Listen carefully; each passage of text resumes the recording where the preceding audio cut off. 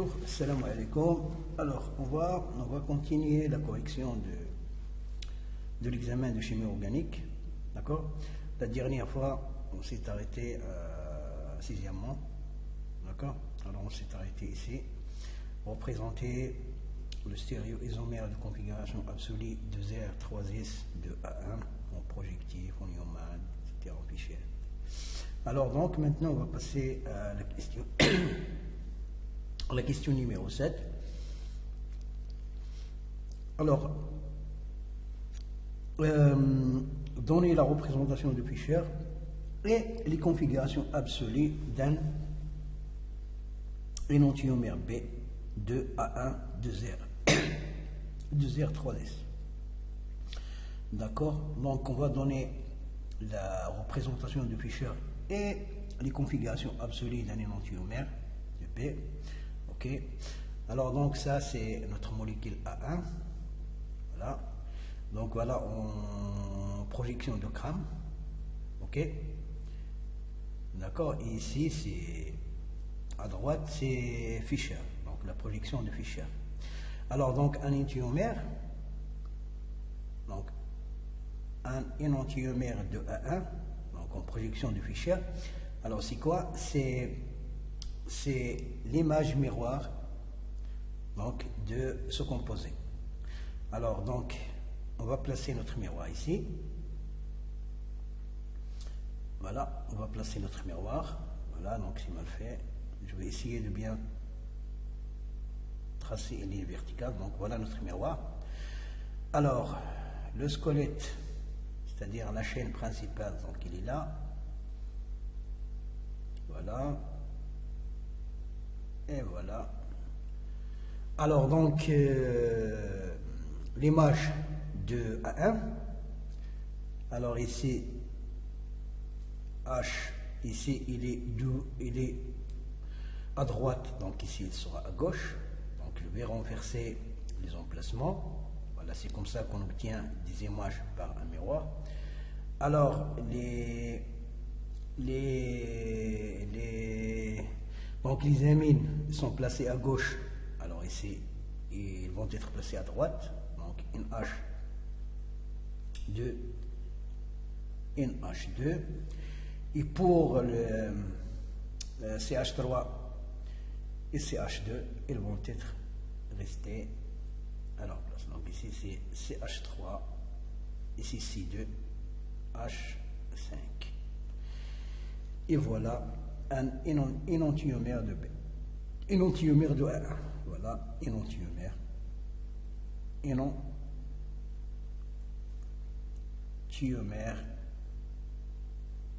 de A1.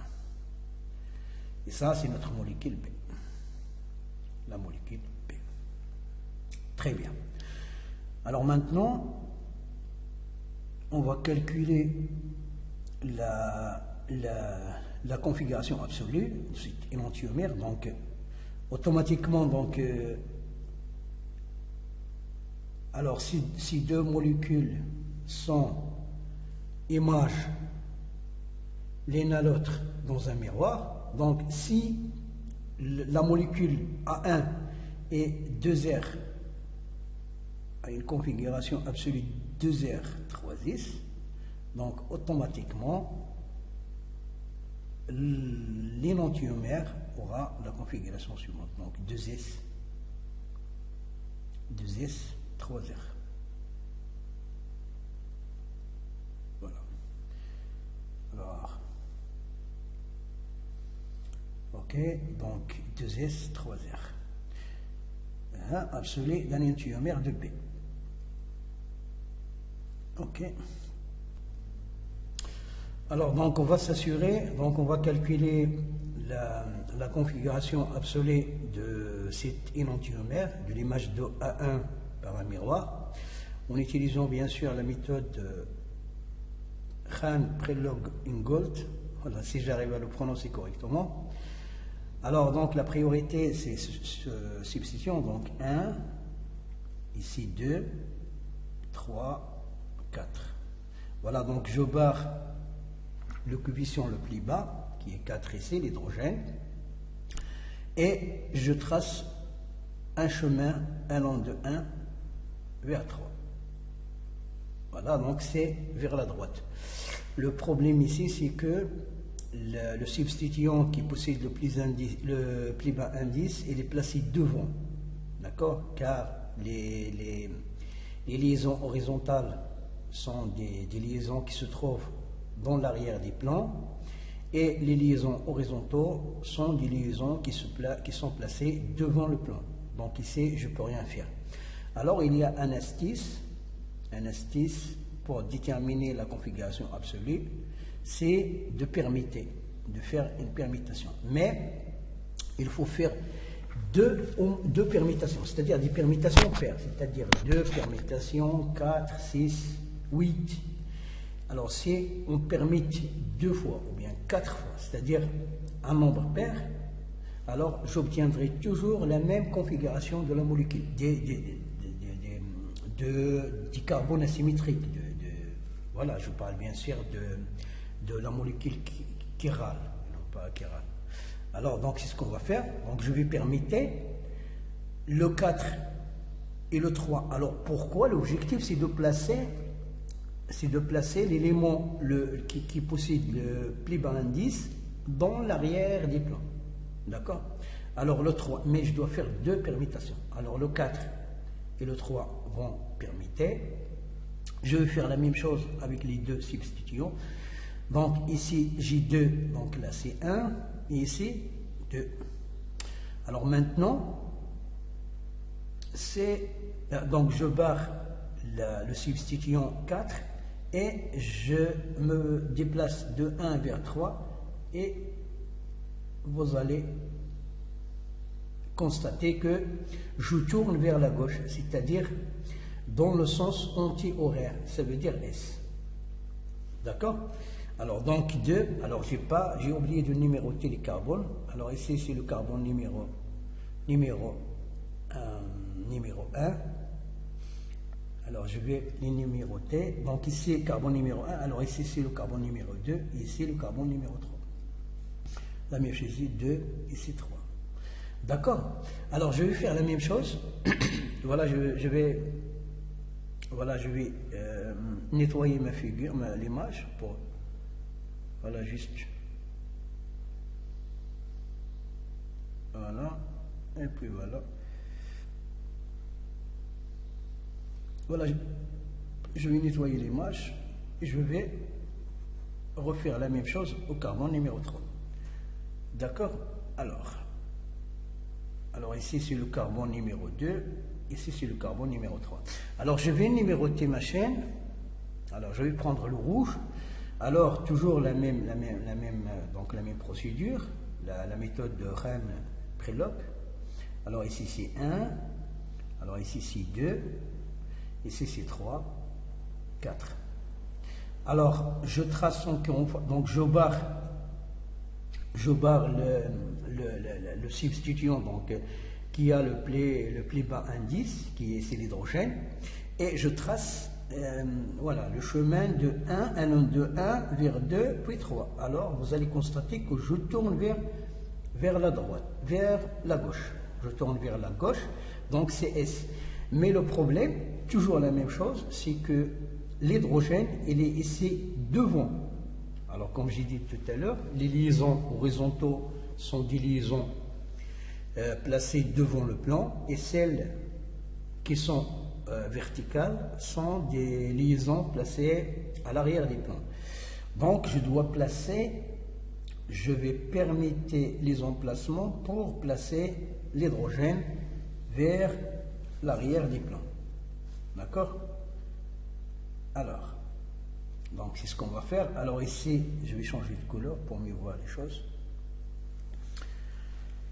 Alors, je vais prendre le bleu. Ok, le bleu. Alors ici, alors j'ai 1, puis 2, 3 et 4. Alors 1 et 3, voilà. Donc je vais les permettre. Alors ici j'aurai 3 et ici j'aurai 1. Je vais faire la même chose avec 2 et 4. D'accord? Alors ici c'est 4 ici c'est 2. Et vous allez constater maintenant qu'au 4, l'hydrogène, je l'ai placé dans l'arrière des plans. Voilà, donc je ne vais pas changer de lecture. Alors, si je vais de 1 vers 2 vers 3, vous allez constater que je tourne dans le sens horaire. Et puisque j'ai la molécule qui a le plus bas indice dans l'arrière des plans, donc je vais garder la configuration, je ne vais pas l'opposer. D'accord? Alors ici, je tourne vers la droite, donc la configuration c'est R. Alors ici c'est S, on l'a déterminé tout à l'heure, ici c'est R, et voilà. Donc, c'est bien ça. Alors, je vais prendre 2 minutes juste pour vous montrer, pour expliciter cette méthode, voilà cette astuce qu'on utilise beaucoup, hein, voilà, qui nous facilite un peu la tâche. Voilà, dans une molécule qui contient tout simplement un carbone, voilà, donc constitué donc dans un, par exemple, voilà, je vais prendre la molécule suivante. Alors donc ici c'est C. Alors donc voilà le carbone chiral, le carbone central, le carbone asymétrique. Voilà, il est là. Voilà 2 liaisons du plan. Alors une liaison de devant et une liaison derrière le plan. Voilà, donc je vais numéroter ça. Donc c'est 1, 2, 3 et 4. Voilà. Ça, c'est le substituant qui a indice numéro 1, 2, 3 et 4. Alors, la configuration, il est comment? Alors, je vais me déplacer de 1 vers 2 vers 3. Je barre bien sûr 4. Et vous allez remarquer que je tourne vers la gauche. Donc, ici, la configuration S. D'accord? Alors, vous allez voir, je vais faire une seule permutation.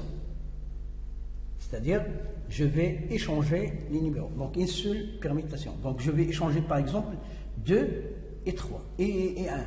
Alors, ici, donc, j'aurai 2, ici, j'aurai 1. Alors, si je tourne maintenant de 1, je bats 4, il est toujours placé donc, à l'arrière des plans. Donc, je vais tourner de 1 vers 2. Vous allez voir que c'est R. Alors, une seule permutation, j'ai obtenu quoi? J'ai obtenu R, c'est-à-dire le contraire de S. Donc ici S, ici R. Une seule permutation. Une seule permutation. Alors donc, une seule permutation. Donc S va me donner R. Alors maintenant, si je fais 2 permutations, 2, alors j'ai permuté 1 et 2, alors je vais permuter aussi en même temps 3 et 4. Alors ici 3 il est devant, donc il sera derrière maintenant. Et maintenant il est 4. Et 4 serait devant. Alors comment je vais faire? Alors je vais tourner de 1 vers 2 vers 3. Alors c'est R. Mais le problème ici, je dois renverser la configuration car l'élément le plus bas, qui a l'indice le plus bas, il est placé maintenant devant. D'accord? Alors j'ai R ici, donc j'aurai S. Alors vous allez voir que après avoir effectué 2 permutations, je tombe sur la même configuration initiale. Donc 2 permutations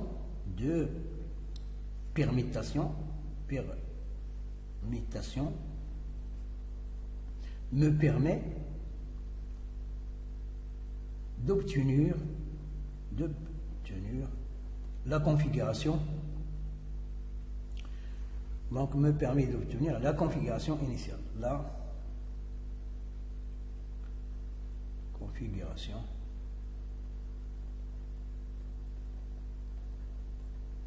initiale. D'accord?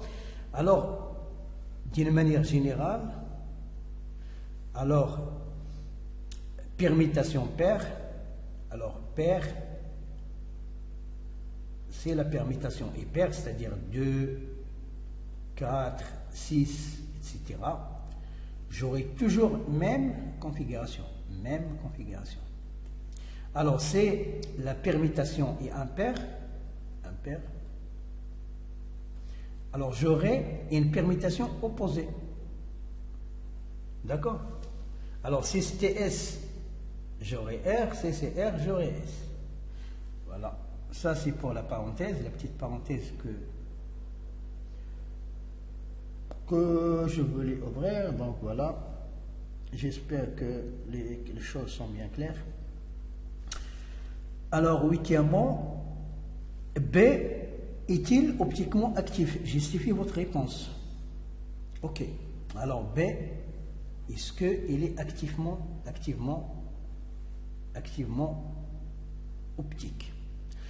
Alors, quand est-ce qu'on dit une molécule? Alors, on dit qu'une molécule est activement optique, donc ce n'est pas superposable à son image par un miroir, donc à son image dans un miroir. Alors, c'est-à-dire que voilà la molécule B, son image, c'est celle-là, donc c'est A1, deux énantiomères, donc c'est l'image l'une de l'autre. Donc B est l'image de A1, A1 aussi est l'image de B dans un miroir. Alors, on va voir, si ces deux molécules-là sont superposables, d'accord, alors la molécule n'est pas optiquement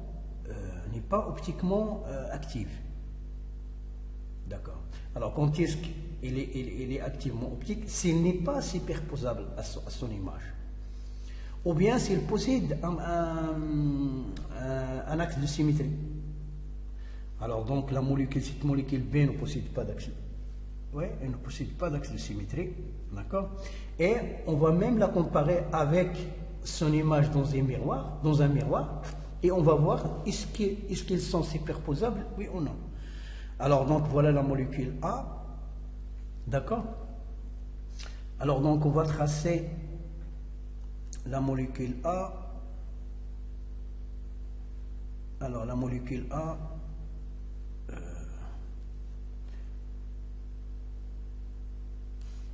voilà, donc, la molécule A.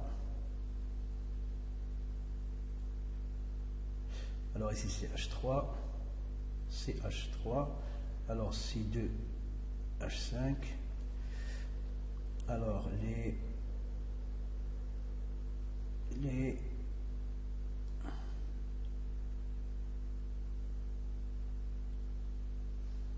voilà les liaisons de devant, les liaisons de derrière. Alors, qu'est-ce que j'ai devant, qu'est-ce que j'ai derrière? Alors ici, H devant, H derrière. H devant, H derrière. Donc ici, c'est H devant, H derrière. Alors, une H2, puis une H2.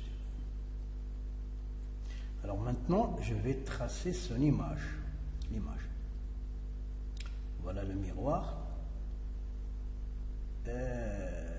Ok, donc le miroir, voilà l'image.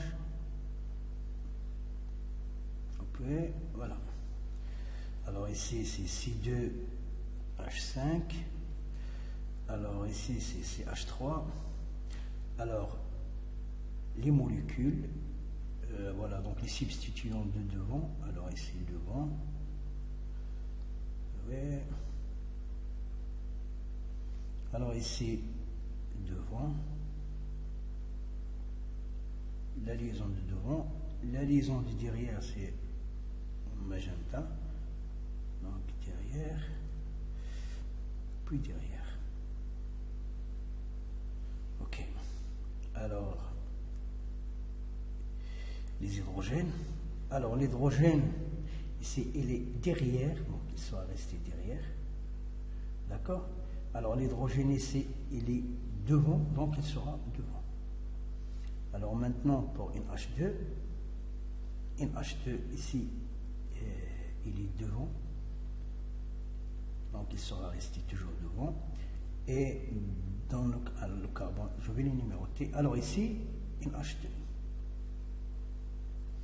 Alors donc je vais numéroter les carbones. Alors ici c'est le carbone numéro 2, ici c'est le carbone numéro 3. 2, 3. Alors je vais faire pivoter, tourner, voilà l'axe. Donc je vais tracer un axe ici. D'accord, voilà l'axe de rotation. Je vais l'axe de rotation et je vais faire tourner ma molécule, par exemple, d'un angle de pi, c'est-à-dire à 180 degrés. Alors, si je la tourne autour de cet axe, alors j'aurai quoi? J'aurai quoi? J'aurai donc la figure suivante. Alors, ça c'est A1, d'accord? Ça c'est B. Alors, B est l'image de A1 par un miroir, A1 aussi est l'image de B par le miroir. Donc, j'aurai quoi? J'aurai. Alors, ici c'est H3, C2, H5. Alors, les liaisons de devant, derrière, donc devant, derrière. Ici, c'est le carbone numéro 2, ici, c'est le carbone numéro 3. Alors, ok, alors je vais placer les hydrogènes. Alors, 2, alors, je vais prendre le carbone numéro 2. Alors, j'ai tourné de pi. Alors, ce qui est devant sera derrière et ce qui est derrière sera devant. Alors, le H, carbone numéro, non, c'est pas 2. Alors, ici, je les ai renversés. Excusez-moi. Alors, ici, c'est pas 2. Mais voilà. Le carbone numéro 2. Voilà. Ok. Donc, en rouge. Voilà le carbone numéro 2, voilà le carbone numéro 3. 2, 3, 2, 3. Bien. Alors maintenant, l'hydrogène, le carbone numéro 2. Ça, c'est le carbone numéro 2. Alors, H est devant, donc j'ai tourné d'un angle de P, donc ce qui est devant sera derrière. Donc H, carbone sera derrière. D'accord? Ici, le carbone numéro 3, l'hydrogène, il est derrière le plan, alors je tourne d'un angle de P, donc il sera ici devant. Voilà, c'est envers, il sera devant. Alors, la même chose avec une H3. Alors, au carbone numéro 2, une H2, pardon, il n'est pas une H3, donc il est derrière, donc ici, il sera devant, donc une H2. Ici, carbone numéro 3, une H2, il est devant. J'ai effectué une rotation de pi, donc il sera placé derrière une H2. Alors maintenant, on va comparer nos deux. Donc ça c'est B avec une rotation de pi sur l'axe, cet axe-là, l'axe qui coupe la liaison simple qui relie les deux carbones asymétriques. Ok, après rotation, vous allez voir que les deux molécules, ici c'est la molécule B, les deux molécules ne sont pas superposables. Alors ici c'est H3, c'est H3, ok, c'est bien, donc la chaîne principale est la même, mais les substitutions. Alors ici, dans l'arrière des plans, j'ai une H2, ici j'ai H, donc ils ne sont pas les mêmes. Ici devant, j'ai H, ici j'ai H2. Donc les deux molécules ne sont pas superposables. Donc B, alors donc B, petit commentaire, B, la molécule B par exemple, donc l'énantiomère ou bien la molécule, donc la molécule B n'est pas superposable, superposable avec son image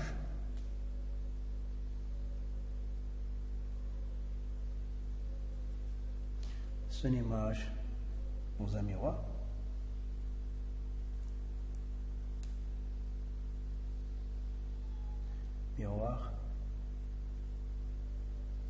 Okay. Donc il est optiquement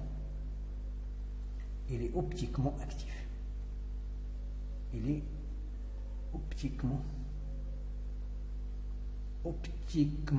active. D'accord? Alors, je vais ouvrir ici une petite parenthèse pour vous montrer qu'est-ce que ça veut dire deux images une molécule donc superposable. Alors, je vais prendre par exemple ici, voilà, donc une molécule, par exemple, qui contient tout simplement un seul carbone asymétrique. Voilà, juste pour faire simple. Alors, ici, par exemple, j'ai un carbone. Voilà. Et les substituants. Voilà. Alors ici, j'ai par exemple un substituant A, ici A, ici par exemple B, ici E. D'accord? Alors son image, l'image de cette molécule par un miroir, alors aura la ligne suivante. Alors, le carbone, il est là, donc B, il est devant, donc il va rester devant.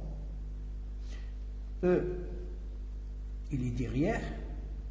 A, il est là. Donc A sera ici. Alors, ici c'est B. Alors, je vais faire pivoter. Alors, donc, je vais tourner. Alors, suivant cet axe-là, je vais tourner cette molécule. Je vais la faire pivoter de cet angle-là. Voilà, dans l'angle de P. C'est-à-dire, celle-là va devenir ici. D'accord, je vais de Pi sur 2. Une rotation de Pi sur 2, donc rotation de Pi sur 2. C'est-à-dire, cette molécule sera ici. Et cette molécule sera là. D'accord? Donc, voilà la rotation. Donc, j'aurai quoi? J'aurai, celle-là serait ici, donc A. Celle-ci, ici le carbone, sera là. OK? Alors, B, donc, serait ici. Voilà, B. Et donc E sera ici. E. Et vous allez voir que ces deux molécules sont superposables maintenant. A, E, B, B. Donc ils sont superposables. Alors ça, ces deux molécules sont l'image l'une de l'autre dans un miroir et ils sont superposables, donc il n'est pas activement optique, non optique. Voilà, juste pour la parenthèse, il n'est pas optique. Ok, donc c'est une molécule achirale. Ouais, il n'est pas chiral, il est achiral. Ok. Alors, j'espère que l'idée est bien claire. Je vais passer maintenant à B. Non, maintenant, deuxièmement, donner les noms systématiques. Alors, on va placer. Donc, je vais arrêter la vidéo, juste le temps de dessiner ces molécules-là, pour ne pas perdre beaucoup de temps. Voilà. Deuxièmement, donc, les noms systématiques. Voilà, je les ai tracés ici. Voilà, donc la première molécule. D'accord? Donc, on va commencer par déterminer la chaîne principale, donc la chaîne qui contient le plus de substituants et le plus grand nombre de carbone, donc ici là. D'accord? Donc, voilà la chaîne principale. D'accord? Alors, maintenant, je vais la numéroter.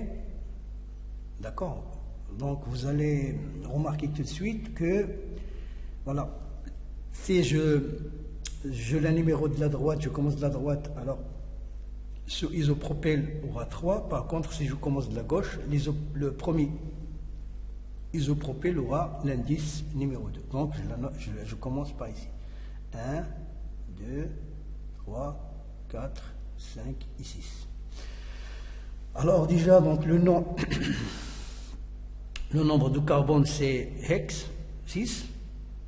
Les liaisons sont simples, donc il sera un hexane. Alors 1, 2, 3, 4, 5 et 6, donc hexane. Hexane. D'accord? Donc c'est un hexane. Alors, combien j'ai de substituants? Alors, les substituants, ici j'ai isopropyl en 2 et 4. Isopropyl, puis l'éthane, c'est ça? Donc l'éthyle, un groupement éthyle et 2 groupements isopropyl. Éthyle, isopropyl.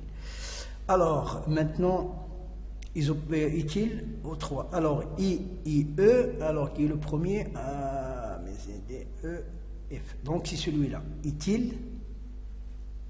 Donc, alors, 3 éthyle. Alors, donc, 3 éthyle. D'accord? Puis 2, 4 isopropyl. 2,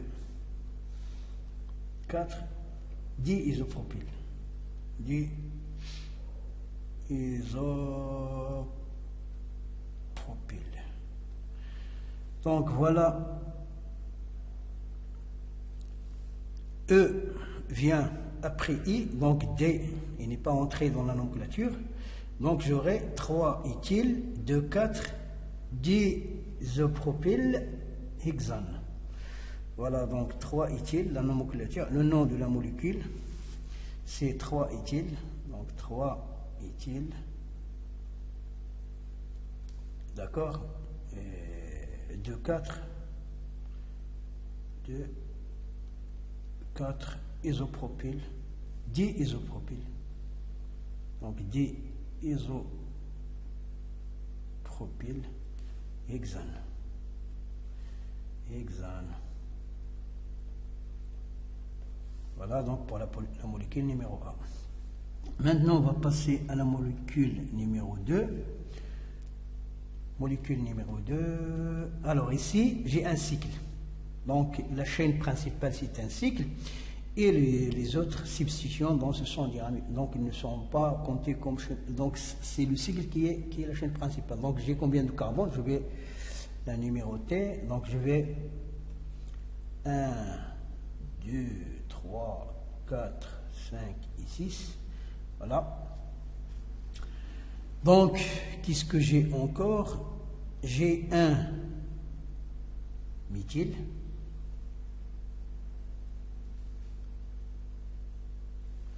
Méthyle. D'accord? 2 diméthyle.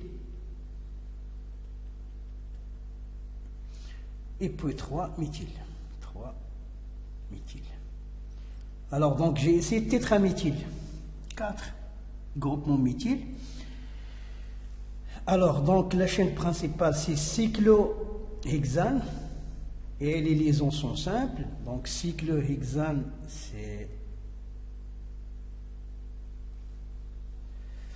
Donc, cyclohexane.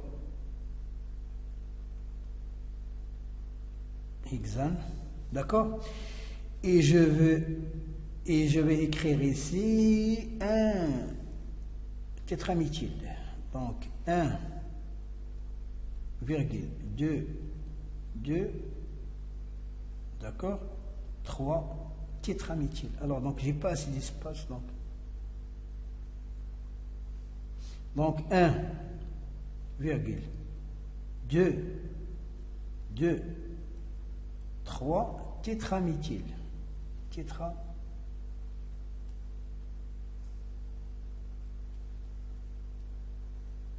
Voilà. Tétraméthyle pour dire que j'ai 4 groupements méthyle. Le premier, il est placé donc, sur le carbone numéro 1. Ensuite, j'ai 2 méthyl sur le carbone numéro 2, donc de 2. Donc, ils sont liés au carbone numéro 2. Puis, un troisième méthyle Voilà, lié au carbone numéro 3. Voilà. Et cyclohexane, pour dire que c'est un cycle, X qui contient 6 carbones et am c'est un alcane. Donc c'est un composé saturé. Voilà. Alors maintenant, on va passer à celui-là. Alors déjà, la chaîne principale, c'est la chaîne qui contient le plus grand nombre d'insaturations. Alors donc c'est celle-là, cette chaîne-là. Alors donc j'ai combien de carbone? 1, 2, 3 et 4. 4, donc 6 bits. D'accord? Le radical, 6 bits. Alors donc but. Alors j'ai une double liaison et une triple liaison. Donc double liaison, donc je B10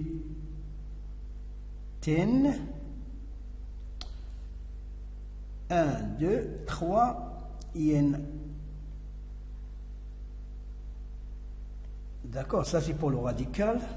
Alors j'ai une chaîne secondaire ici, donc ici c'est le carbone. Donc le carbone numéro quoi? Donc 2 chloro. Donc j'aurai quoi? Carbone numéro 2. Donc 2.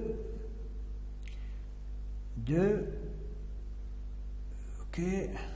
Alors, donc je vais arrêter la vidéo juste pour. Donc voilà, but pour dire, voilà, donc pour désigner le nombre de carbone de la chaîne principale, donc 1, 2, 3, 4. Voilà, 2 N, 3 N, donc 1 N, donc non, c'est pas 2, c'est 1. C'est 1. Donc 1. Donc là, la liaison double, donc il est placé au carbone numéro 1. Donc ici, donc j'ai oublié de numéroter donc pour bien voir les choses. Donc 1, 2, 3 et 4. Donc il est placé au carbone numéro 1. Puis l'indice de la liaison numéro triple liaison, c'est 3. Voilà, l'indice de la liaison la liaison double, c'est 1. Voilà. Et ici, au carbone numéro 2, j'ai une ramification, donc une chaîne secondaire. Donc 2, voilà, qui contient aussi une autre ramification, donc chloro. Donc 2 chloro, d'accord, 1, 2, 3, 4, butyl.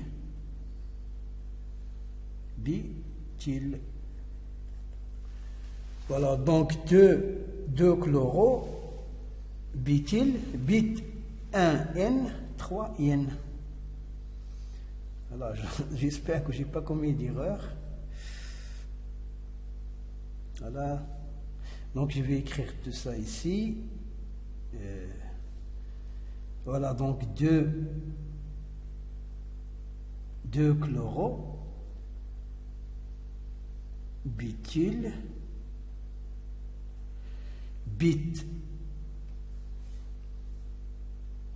1. Voilà, donc bit 1 N, 3 IN. Voilà, donc j'espère que c'est bien ça. Alors, qu'est-ce qu'il nous reste encore? Donc, il nous reste le carbone, le composé D. Alors, déjà, la chaîne principale, c'est celle-là. Donc, c'est en magenta. Donc, 1, 2, 3, 4, 5, puis 6. Donc, 6 carbones.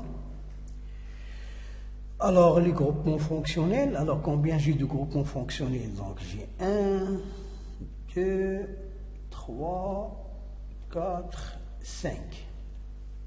Alors maintenant, je vais voir la priorité. Alors ici, j'ai un carbone, un hydrogène. Donc j'ai ici un hydrogène. Voilà. Donc CHO, donc c'est un aldéhyde. Ici, j'ai un cétone, une cétone. Ici, amine, cétone, ici un alcool. Alors la priorité, c'est pour l'aldéhyde. Et pour l'aldéhyde, il est toujours placé, donc il prend toujours le numéro 1. Il est toujours placé au bout de la chaîne. Toujours. Donc l'aldéhyde, deux cétones, une amine et un alcool. Alors, pour le cétone, c'est les principales, donc c'est le groupement principal. Donc le nom se termine par on, mais ici il est secondaire, donc c'est un oxo, donc 2 oxos. Alors l'amine, donc amino, c'est un secondaire, donc c'est un groupement fonctionnel qui n'est pas principal, donc il sera amino. Ici, l'alcool, donc c'est un hydroxo, et non pas l'alcool ol. D'accord? Alors, donc, j'aurai quoi? J'aurai un aldéhyde. Combien j'ai? 1, 2, 3, 4, 5, 6. L'aldéhyde, c'est al à la fin. Donc, l'aldéhyde se termine par al. OK. Donc, aldéhyde, j'ai 6 carbones, donc hexanal. C'est pas la peine de mettre l'indice, car l'aldéhyde, il est toujours placé au bout de la chaîne. Donc, c'est pas la peine d'écrire hexan 1 al. Non. Donc, on va écrire tout simplement hexanal. Voilà. Donc, al.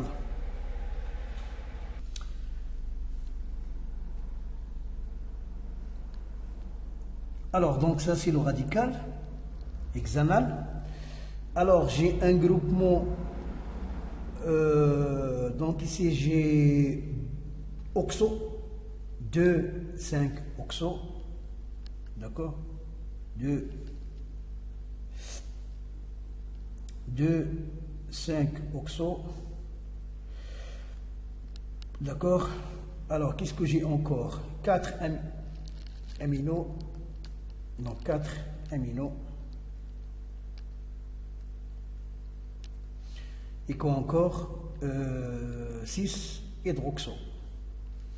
Alors 6 hydroxo.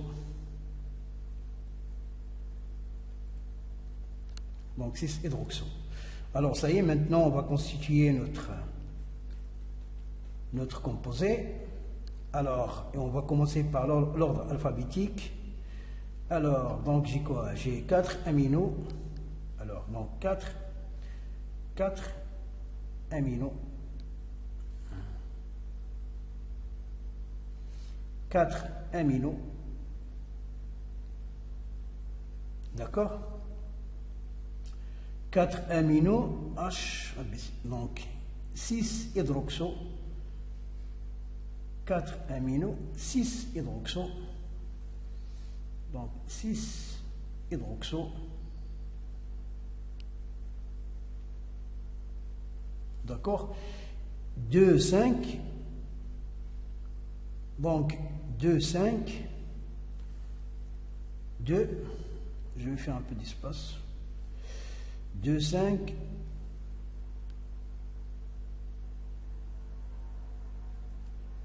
2, 5 oxo. Donc 2, 5 oxo hexanal. Hexanal.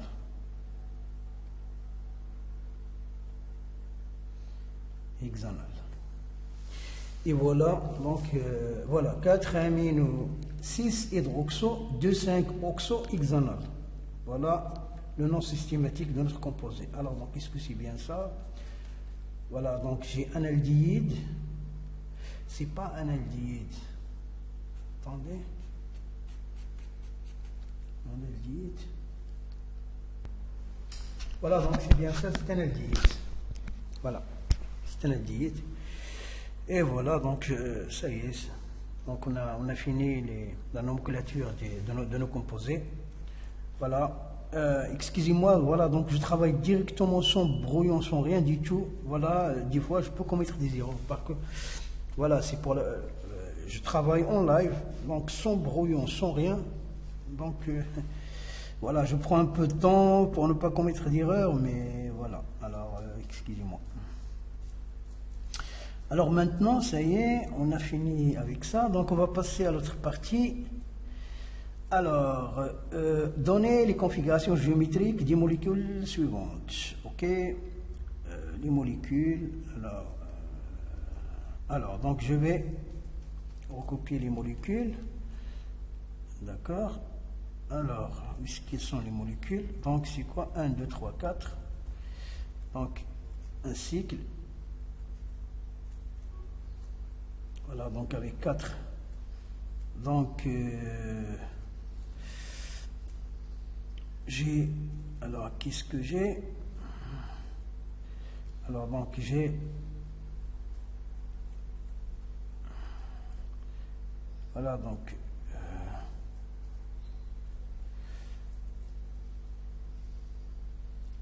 la liaison de devant,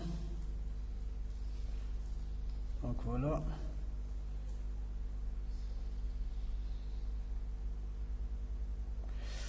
Alors, qu'est-ce que j'ai encore? Alors, l'hydrogène, il est placé carbone numéro 1, carbone numéro 2. Donc, voilà le carbone numéro 1, 2, 3 et 4. D'accord? Alors, qu'est-ce qui est placé devant dans le premier carbone? Le brome. Alors, ici, j'ai le brome. D'accord? Et là, de l'autre côté, j'ai un groupe amine. Amine, NH2. Alors donc ici, les hydrogènes, alors ils sont pas, oui. Alors donc ils sont placés de part et d'autre. Alors ici donc 1 et 2. Alors ici 1 et 2. Donc voilà, c'est une trans. Alors ici c'est trans. La configuration c'est trans.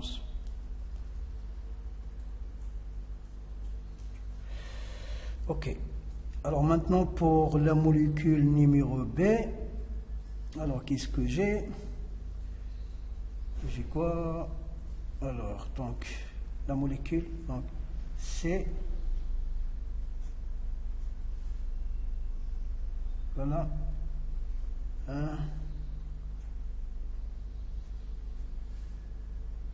double liaison.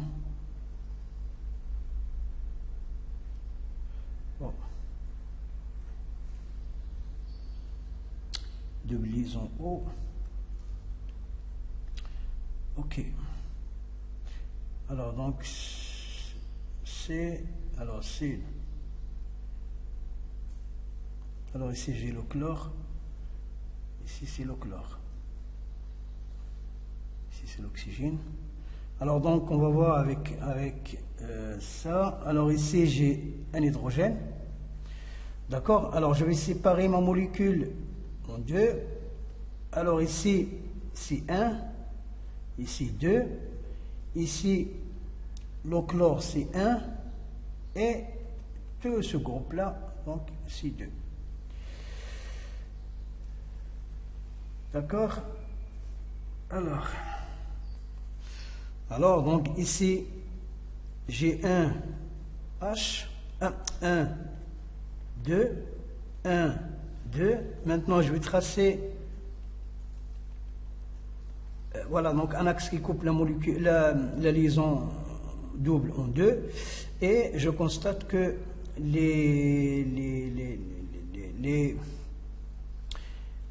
voilà donc les substituants qui comportent le nombre numéro 1 sont placés du même côté. Donc ici c'est zusammen Z. Voilà, donc la configuration géométrique de cette liaison et les Z. Alors pour celle-là, alors ici j'ai H, ici j'ai un groupement méthyle, c'est H3, donc ici c'est 1. Donc je vais couper la molécule en deux, d'accord? Donc 1 puis 2, la même chose ici. Ici c'est 1 et ici c'est 2. Alors maintenant je vais couper la liaison en deux et je constate que 1 sont placés de l'autre côté de la liaison. D'accord? Donc c'est hingegen. Et voilà la configuration géométrique de cette molécule. Et je crois que je vais arrêter la vidéo ici.